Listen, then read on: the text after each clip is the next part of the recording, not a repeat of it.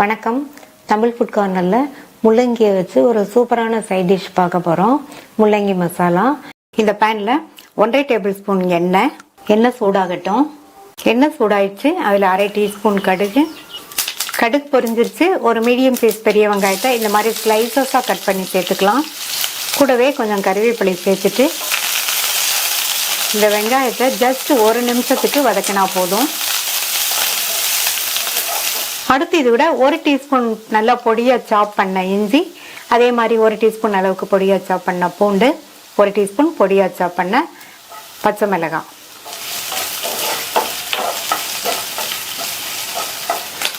சேர்த்த இஞ்சி பூண்டு பச்சை மிளகாய் எல்லாத்தையுமே பச்சை வாசனை போக வதக்கிட்டு இது கூட 2 பொடியாக கட் பண்ண தக்காளியை சேர்த்து கூடவே கொஞ்சமாக உப்பு சேர்த்து வதக்கிக்கலாம். இந்த தக்காளி நல்லா வதங்கி வரட்டும். உப்பு சேர்த்துட்டோம்னா தக்காளி நல்லா ஈஸியாக வதங்கிடும். தக்காளி வதங்கினதுக்கப்புறமா இது கூட 1/4 டீஸ்பூன் மஞ்சள் தூள், 2 டீஸ்பூன் தனி மிளகாத்தூள், 1/2 டீஸ்பூன் காஷ்மீர் மிளகாத்தூள், 1/2 டீஸ்பூன் சோம்புத்தூள், 2 டீஸ்பூன் கொத்தமல்லி தூள். இந்த டிஷ்ஷுக்கு தேவையான அளவு உப்பு சேர்த்துக்கலாம். இதில் 2 டேபிள் ஸ்பூன் அளவுக்கு தண்ணி சேர்த்து வதக்கிக்கலாம். சேர்த்த மசாலா தூளோட பச்சை வாசனையெல்லாம் போய் ஓரங்கள்லாம் எண்ணெய் பிரிஞ்சு வரட்டும்.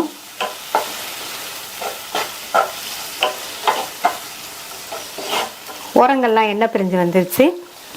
200 கிராம் முள்ளங்கியை வாஷ் பண்ணிவிட்டு தோல் சீவிட்டு இந்த மாதிரி திக்னஸ்க்கு ரவுண்டாக கட் பண்ணி வச்சுருக்கேன். அது சேர்த்துட்டு இந்த மசாலாலையே முள்ளங்கியை 2லேருந்து 3 நிமிஷத்துக்கு நல்லா சிம்மில் வச்சு வதக்கி விட்டுக்கோங்க. 3 நிமிஷமாச்சு. இதில் 1/2 கப் தண்ணி சேர்த்து நல்லா கலந்து விட்டுட்டு மூடி வச்சிருங்க. இந்த முள்ளங்கி நல்லா சாஃப்டாக வெந்து வரட்டும்.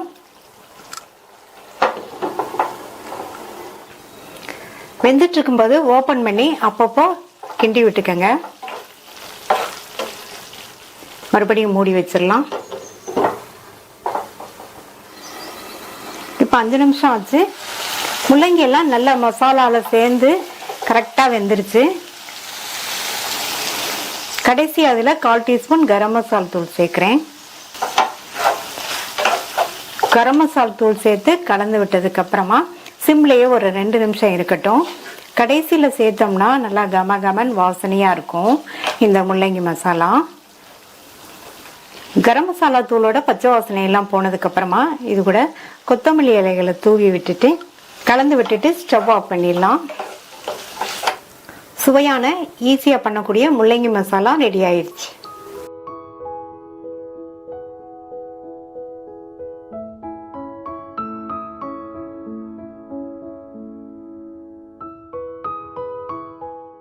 முள்ளங்கியோட தக்காளி சேர்த்து முள்ளங்கி தக்காளி கறி பண்ண போகிறோம்.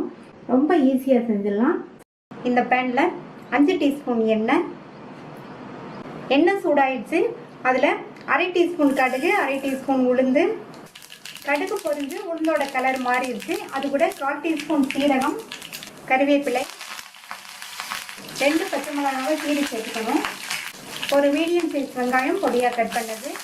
அது கூட 2 பெரிய பூண்டு பொடியாக கட் பண்ணது. பெரிய பூண்டுனா 2 சேர்த்துக்கோங்க, சின்னதுன்னா 3 4 சேர்த்துக்கோங்க. இப்போ இதை லைட்டாக வதக்கி விட்டுட்டு தோல் சீவி கட் பண்ண 1/4 கிலோ முள்ளங்கியும் சேர்த்து வதக்கிக்கலாம். வெங்காயம் பூண்டை லைட்டாக வதக்கி விட்டால் போதும்.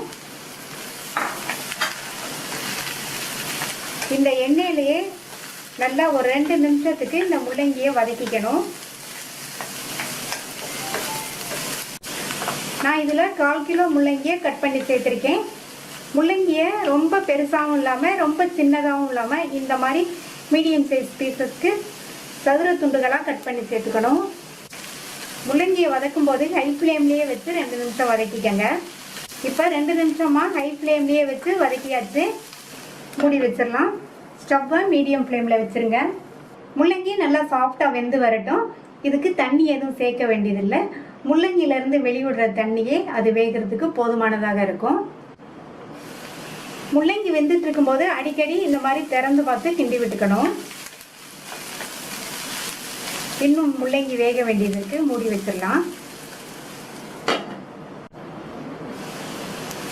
முள்ளங்கி இப்போ நல்லா சாஃப்டா வெந்துருச்சு. அடுத்து இது கூட 100 கிராம் தக்காளியை நல்லா பொடியாக கட் பண்ணி வச்சுருக்கேன். அந்த தக்காளியை சேர்த்துட்டு இந்த தக்காளி வதங்குறதுக்காக மட்டும் கொஞ்சமாக உப்பு சேர்த்துக்கலாம். இந்த மாதிரி உப்பு சேர்த்தோம்னா தக்காளி வேகமாக வதங்கிடும். மறுபடியும் நல்லா வதக்கி விட்டுடலாம். தக்காளி வதங்கி வரட்டும். இப்போ சேர்த்த தக்காளி வதங்கிடுச்சு. அடுத்து இது கூட 1/4 டீஸ்பூன் மஞ்சள் தூள், 3/4 டீஸ்பூன் தனி மிளகாத்தூள், ஏற்கனவே 2 பச்சை மிளகாய் சேர்த்து வதக்கியிருக்கோம். இப்போ 3/4 டீஸ்பூன் மிளகாத்தூள் இதுக்கு கரெக்டாக இருக்கும். நீங்கள் உங்கள் காரத்துக்கு தகுந்தபடி சேர்த்துக்கோங்க. அடுத்து 1/2 டீஸ்பூன் மல்லித்தூள். தக்காளி வதங்கும் போது கொஞ்சம் உப்பு சேர்த்தோம்.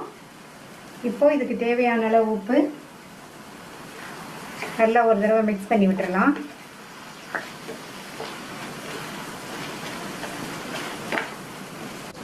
நல்லா கலந்து விட்டாச்சு. இதில் இப்போ 1/4 கப் தண்ணி சேர்த்து மறுபடியும் ஒரு தடவை நல்லா மிக்ஸ் பண்ணி விட்டுட்டு மூடி வச்சிடலாம். சேர்த்த மசாலா தூளோட பச்சை வாசனை எல்லாம் போய் முள்ளங்கி தக்காளி ரெண்டும் மசாலாவோட ஒன்று சேர்ந்து வெந்து வரட்டும். முள்ளங்கியும் தக்காளியும் மசாலாவோட நல்லா ஒன்று சேர்ந்து வெந்துருச்சு. நம்மளுடைய சுவையான முள்ளங்கி தக்காளி கறி சூப்பராக ரெடி ஆயிடுச்சு. இதில் பொடியாக கட் பண்ண கொத்தமல்லி இலைகளை தூவிட்டு ஒரு தடவை மிக்ஸ் பண்ணி விட்டுட்டு ஸ்டவ் ஆஃப் பண்ணிடலாம். டேஸ்டான முள்ளங்கி தக்காளி கறி ரெடி ஆயிடுச்சு.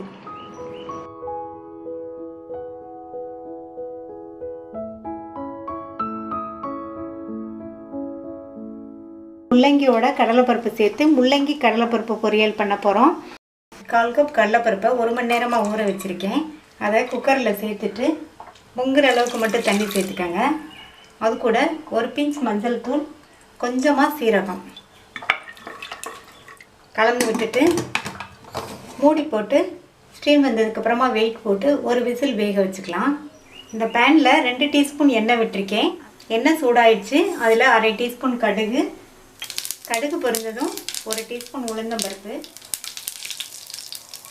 அடுத்து கருவேப்பிலை, 2 காஞ்ச மிளகாய் கட் பண்ணி வச்சுருக்கேன், அதை சேர்த்தேன். இந்த பொரியலுக்கு காஞ்ச மிளகாய் சேர்த்துக்கங்க, நல்லா வாசனையாக இருக்கும்.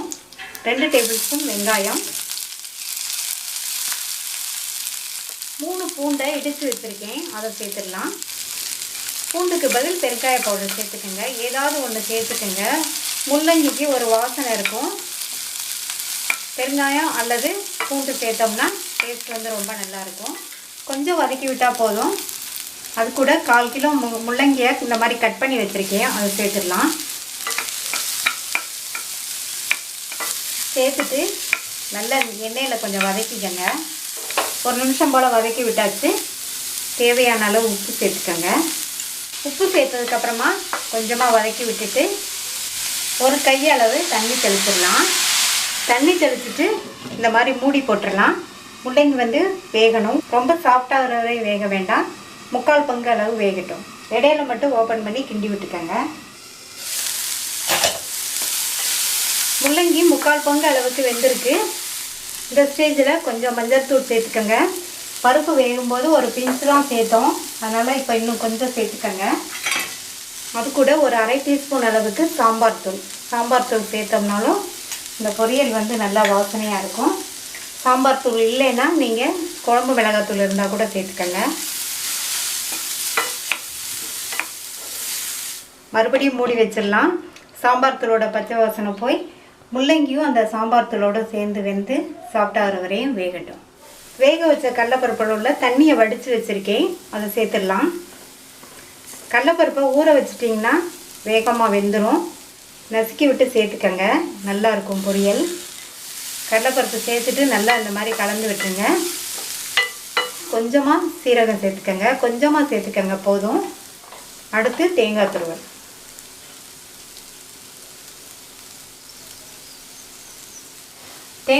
நான் 2 டேபிள் ஸ்பூன் சேர்த்துருக்கேன். சேர்த்ததுக்கப்புறமா நல்லா கலந்து விட்டுட்டு ஸ்டவ் ஆஃப் பண்ணிடுங்க. கடைசியாக கொஞ்சமாக கொத்தமல்லி தழை சேர்த்துடலாம், நல்லா வாசனையாக இருக்கும். அவ்வளோதான், சுவையான முள்ளங்கி கடலைப்பருப்பு பொரியல் ரெடி ஆயிடுச்சு.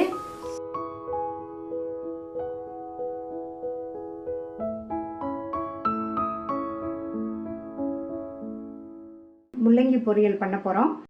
இந்த பேனில் 3 டீஸ்பூன் எண்ணெய் சேர்க்குறேன். எண்ணெய் சூடாயிடுச்சு. 300 கிராம் முள்ளங்கியை நல்லா வாஷ் பண்ணிவிட்டு தோல் சீவி இந்த மாதிரி சின்ன சின்ன துண்டுகளாக கட் பண்ணி வச்சுருக்கேன். அதை இந்த எண்ணெயில் சேர்த்துட்டு எண்ணெயிலே நல்லா ஒரு பரட்டி விட்டுக்கலாம். நம்ம இந்த பொரியலுக்கு ஃபஸ்ட்டு முள்ளங்கியை நல்லா வதக்கிட்டு அதுக்கப்புறமா நம்ம வெங்காயம், பச்சை மிளகாலாம் இதெல்லாம் சேர்த்து பொரியல் பண்ண போகிறோம். இந்த மாதிரி பண்ணால் பொரியல் டேஸ்ட் ரொம்ப சூப்பராக இருக்கும். நல்லா இந்த மாதிரி ஒரு தடவை பரட்டி விட்டுட்டு இதுக்கு தேவையான அளவு உப்பு சேர்த்துக்கலாம். உப்பு சேர்த்துட்டு நல்லா இந்த மாதிரி ஒன்றா மிக்ஸ் பண்ணி விட்டுட்டு இந்த முள்ளங்கி 3/4 பங்கு அளவுக்கு வேகிற அளவுக்கு நம்ம எண்ணெயிலேயே வதக்க போகிறோம். இந்த முள்ளங்கி வதங்கிறதுக்கு நம்ம தண்ணி எதுவும் தெளிக்க வேண்டியதில்லை.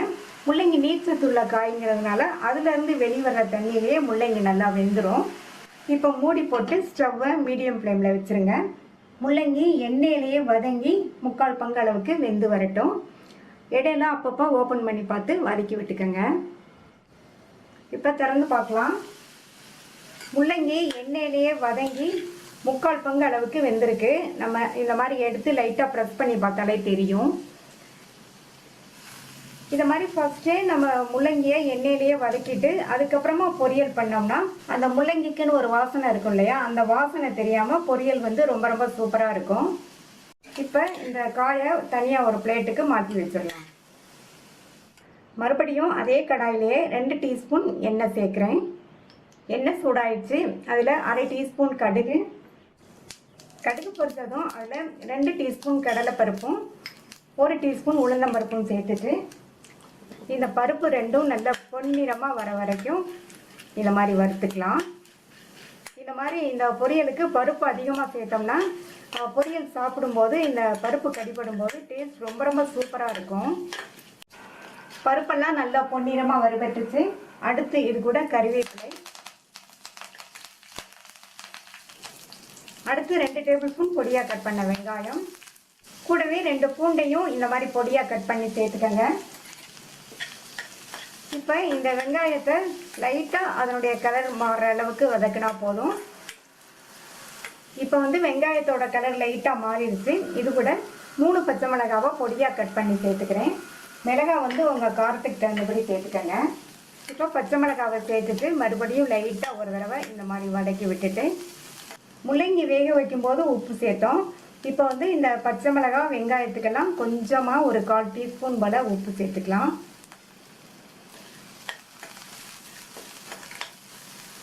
உப்பு சேர்த்துட்டு லைட்டாக இந்த மாதிரி மிக்ஸ் பண்ணி விட்டுட்டு அடுத்து நம்ம வதக்கி வச்ச இந்த முள்ளங்கியை சேர்த்துக்கலாம்.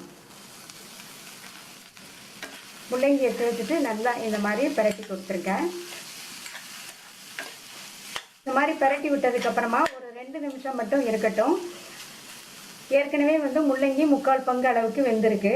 2 நிமிஷம் இருந்ததுன்னா நல்லா ஃபுல்லாகவே வெந்துடும். 2 நிமிஷம் ஆச்சு. முள்ளங்கி நல்லா சாஃப்டாக வெந்துருச்சு.